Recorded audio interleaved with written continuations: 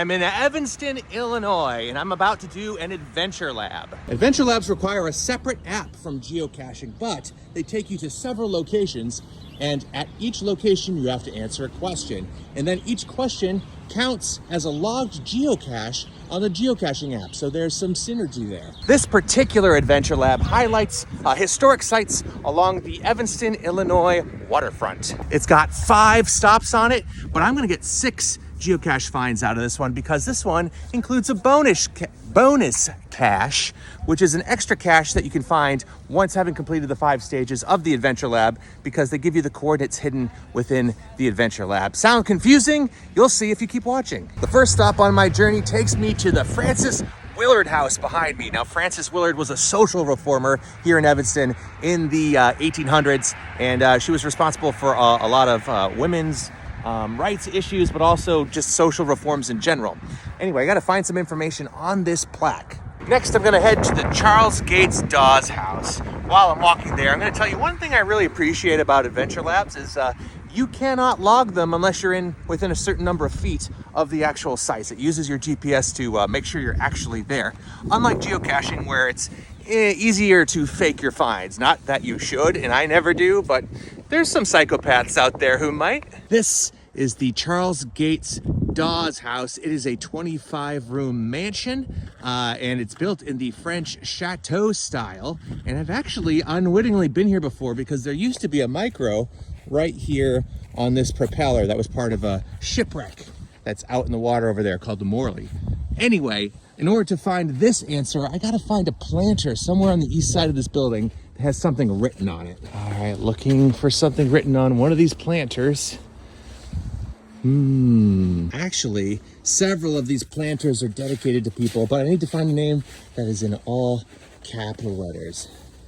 That one's not it. Several of these planters are dedicated to people, so this is a little confusing. I tried entering the names of all 3, and all 3 came up as incorrect. Wait a second. I didn't even see this planter. Okay, yep, that's gotta be the name. Wow, almost gave up on that one. Glad I didn't. Now it's off to the Evanston Shakespeare Garden. Haha.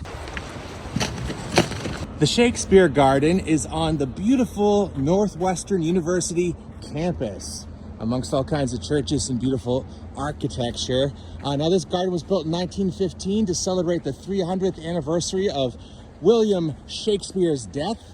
And also to celebrate the close ties between the United States and Great Britain. In order to log this station of the Adventure Lab, I have to find the last 3 words of this Shakespeare quote right here. The next leg of this Adventure Lab takes me to the Grosse Point Lighthouse, where I've actually randomly went to one time with Erica and my parents when they were visiting. So let's go back. Behold, the Grosse Point Light Station, built in 1873. For 67 years, this thing was key to navigation on Lake Michigan, just north of Chicago. And now I have to find some information on this plaque right here. Just one more stop before I can log that bonus cache. I gotta get to the Evanston Lakefront. Now, this is a piece of land that was built out into the lake to increase the acreage of Northwestern University.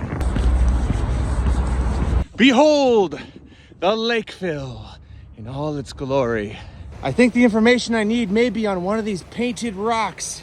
All right, I'm not seeing the answer I need on these rocks unless the rock happens to be covered in snow.